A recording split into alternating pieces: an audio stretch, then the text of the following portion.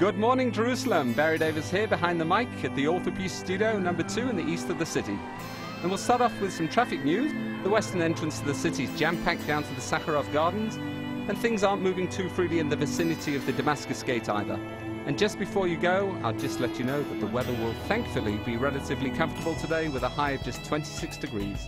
So as I said, chill out and enjoy your day.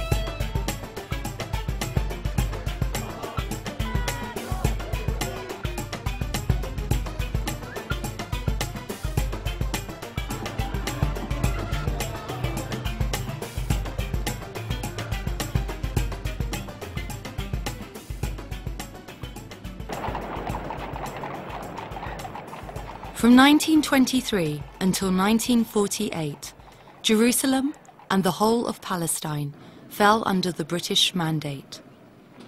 In 1917, the British government had issued the Balfour Declaration, promising the Jewish people a national home in Palestine. Increasing waves of Jewish immigrants from all over the world, especially Europe, came to Palestine. Tensions started rising between the immigrants and native Palestinians, with several outbreaks of violence. The British had created a mess that was too big for even them to handle, so they handed over the issue of Palestine to the United Nations. On November 29, 1947, the United Nations General Assembly voted to partition Palestine into two states, Jewish and Arab. Soviet Union, yes. United Kingdom, abstain. United States, yes. The resolution of the Dutch Committee for Palestine was adopted by 33 votes, 13 against, 10 abstentions. Immediately, there were celebrations within the Jewish community in Palestine. The Jewish people's dream of a homeland was about to become a reality.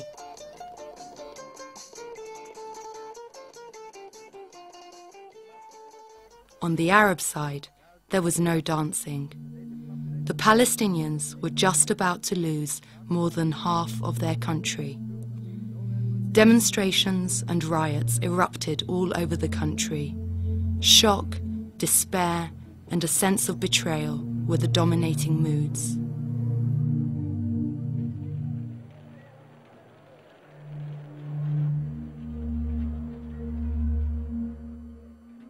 "56% of the land was given to the Jewish state, and the remaining 44% allocated to the Palestinians. Although at the time, Jewish people in Palestine accounted for 33% of the population and owned only 6% of the land. Jerusalem and Bethlehem were designated as international zones to be administered by the United Nations. On the 14th of May, 1948, the Jewish state was declared. Soon after, war broke out between Israel and its neighboring Arab countries.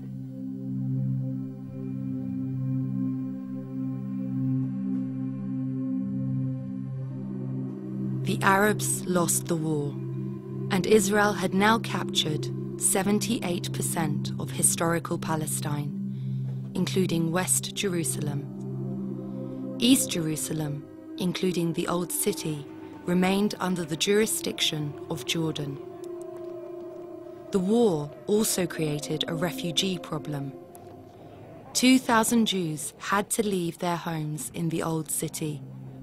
19 years later, they would all return. For the Palestinian refugees, the story was different. Hundreds of thousands of Palestinians were uprooted and became scattered across the region. Some never left Palestine, but instead became refugees in their own country. The remnants of many of their villages and homes still stand today, bearing witness to their tragedy. A long and painful chapter in the history of the Jewish people was just about to be closed, and a long and painful chapter in the history of the Palestinian people was just about to begin.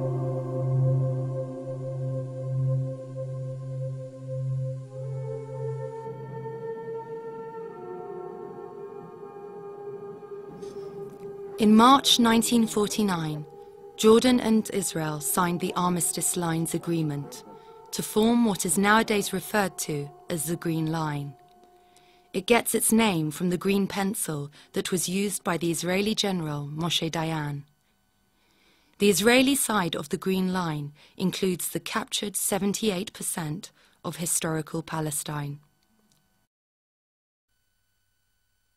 Jerusalem now stood divided between east and west. Snipers' positions were mounted along the dividing line.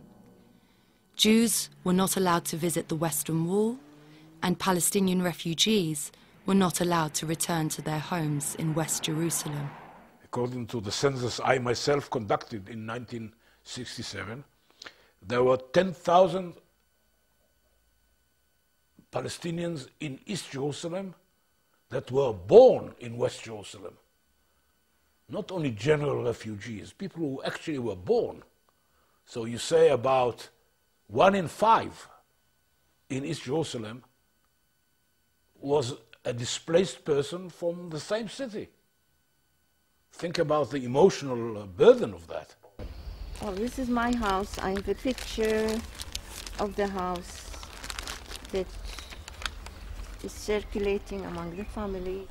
It was only after the Deir Yassin massacre that my father thought of leaving the house. My father left, I think, the very last day, the very, very last day. And he carried with him a tablecloth and a radio. And I remember when my mother was packing, and she was adding, it was April, she was adding some winter clothes for the kids. And my father was shouting at her, "Don't take too much luggage. You'll be back in 2 weeks." Well, we're in 2007. Well, the door to the staircase is the original door. And if you go up, you can go and take a picture of the staircase. You can go. I don't mind. You go and see that we have 2 entrances to the house. This gate is the original gate. They added nothing, in fact. The trees are the same. This pomegranate tree is the same. The academia tree is the same. I don't know. I did not go to the back garden to check on the trees.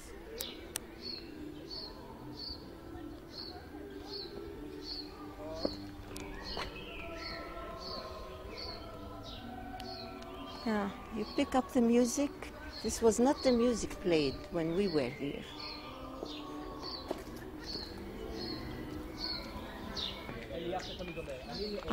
You take a picture of these people. These are the new tenants and the new people of this area.